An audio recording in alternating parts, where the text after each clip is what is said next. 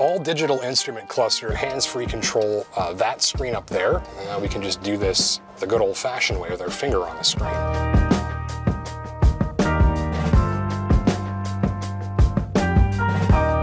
I'm Justin Pritchard. This is the Mercedes-AMG GLB 35, and in this video,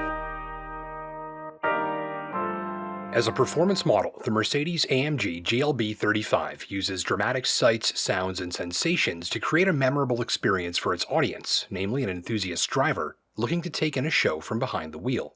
As an AMG product, enthusiast drivers pay big bucks to get into this show, and they've got high expectations for the performance they'll be taking in, how it sounds, how it looks, how it engages them, and how it makes them feel. As a crossover, the GLB 35 also has to be sufficiently comfortable and accommodating when it's time for your family vacation, the daily commute, or the drive to Sunday brunch with your grandmother who probably doesn't enjoy a good launch control start as much as you do. So this low-riding, highly boosted sport ute sure has to wear a lot of hats. So I've chosen 3 technologies in this machine as my favorites, and let's start with the first of those and check out some gear shifts. This is the Speedshift Transmission, a dual-clutch 8-speed unit with paddle shift and launch control that's capable of perfectly executed upshifts and downshifts in both directions with perfect rev matching and no axle drag. It responds fast, shifts gears even faster, and all with no interruption in power flow from the 302 horsepower Turbo 4. Here's a closer look at what that's like in action.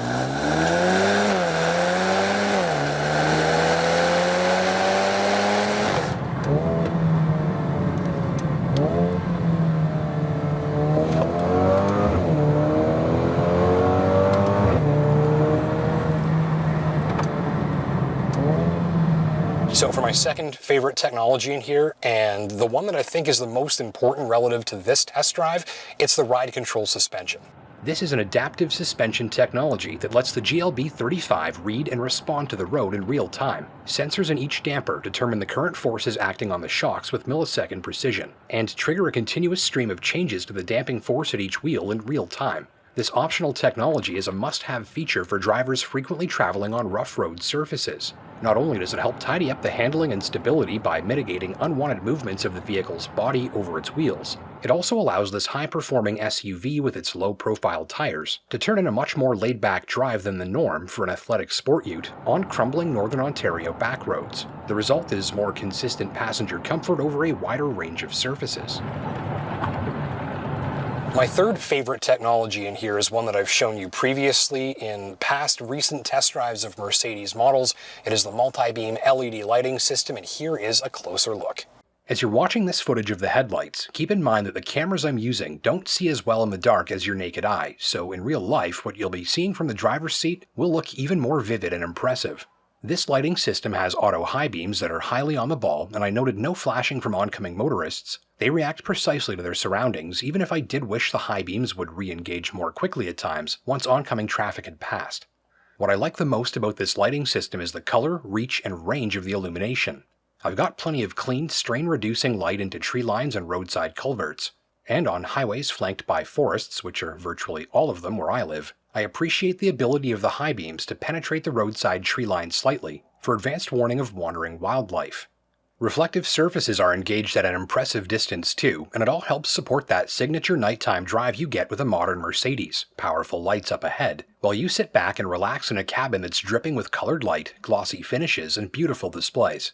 The after-dark drive in this machine, complete with the strong visual character dialed into this cabin once the sun goes down, is one of its most valuable assets. Let me show you some of the ways that you can customize the driving experience and the performance experience of this car, and some of the interesting and unique little touches and features that help you to do it. All digital instrument cluster up here, and that flows right over here into this central display screen. Give you a quick look at the graphics here. I'll just punch in right up close so you can see how clear and sharp that is. And we do have a glossy screen, but it does manage the glare very nicely. This is also really easy on your eyes at night. The colors are nice and vivid. The animations look fantastic. This is a convincingly high-end looking display setup here. But let me show you how you customize it. So we have these two little track pads here on the steering wheel that respond to the direction of our thumb, or we can push in on them to click as well. So there's one here, And there's one over here on this side. The one on the right-hand side of the steering wheel lets you hands-free control that screen up there, and that's corresponding up there on the screen. We can go back to the home menu here if we want. We can also do that from this trackpad down on the bottom. Always nice to have options. And of course, if we want, we can just do this the good old-fashioned way with our finger on the screen. What I'm more interested in is this little trackpad here on the left, which lets us control that instrument cluster. So as I'm swiping left and right on the trackpad here, I'm changing which of those 3 instrument cluster segments I'm going to manipulate. So the right, the middle, and the left, just by manipulating this here. Clock, audio selection, trip computer, driver computer, and so on. Can come over into the middle here, change what's displayed in that segment, tachometer if we like, fuel consumption, and so on. So this is really just allowing me to set up exactly what I want in terms of an instrument cluster. And what I like is in the right segment here, having the horsepower, torque, and boost display right there. And I like a tachometer in the middle, right where it belongs in a sports car. And over on the left there, speedometer. And there are other ways we can change this around too. So when I go back to the home screen here,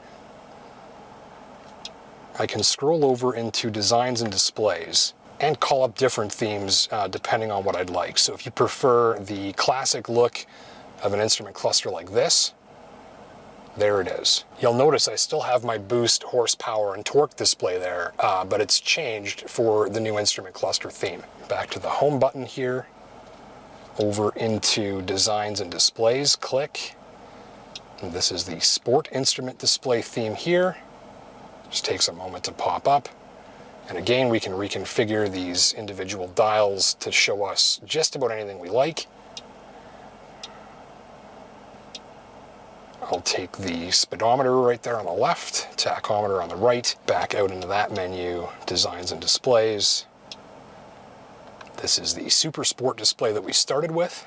And this is the understated theme, which, if you just don't want much visual clutter in your driving environment, gives you as little information as possible. So we can look nice and close there and see we've actually got a little color LED screen embedded inside of this little control surface. And so when I press this button, I'm changing the damper settings from comfort to sport. When I press this button, I can turn the auto stop system on and off. And there's another display like that on this side, display dial here. And we'll try and get in there so you can see without the glare. There we go. Blue for comfort. Flick it over here. We've got yellow for sport, red for sport plus. We've also got an individual mode here that we can customize like a preset, and flick back one more time this way, and that's our slippery weather mode. These are all referenced up here on the central display screen as you're flipping through them. You can also touch activate them from up here if you want, just the same way. Pushing in on this gives us the individual mode referenced up here, which we can customize inside of this menu. By day, look for gleaming metal trim and glossy displays and carefully crafted LED backlit accents throughout. On first impressions, this interior is engaging from a glance and rewards further inspection of the various textures and materials used on key touchpoints. Those sleeper sport seats look fairly standard kit, but exhibit deep, soft bolstering once drivers get seated. It's the familiar hug of a sport bucket, with under-the-radar looks that'll easily get past that apprehensive significant other who'd rather you buy something a little more sensible. The rear seatbacks fold flatly with a quick tug on a release strap, and there's a pass-through between the rear seats for your skis or snowboard too. Most should be able to manipulate those rear seatbacks with one hand and little work. They didn't cause me any stress. With everything folded down and that tall roof, you've got plenty of flexibility. If you're a Northern Ontarian like me, you've probably got a dog. After all, who else is going to protect you from squirrels when you're in the forest? I found the cargo area setup of my tester ideal for my 9-year-old golden retriever, Ghost, who could confidently jump both in and out thanks to a low load-in height, and rear cargo floor that's flush with the lower edge of the cargo opening. Carpeted surfaces are easily cleaned of dog hair with a household vacuum's roller brush too. Well, thank you for watching. My name's Justin Pritchard. Don't forget to hit that like button down below if you learned something new. And until next time, take care and drive safe.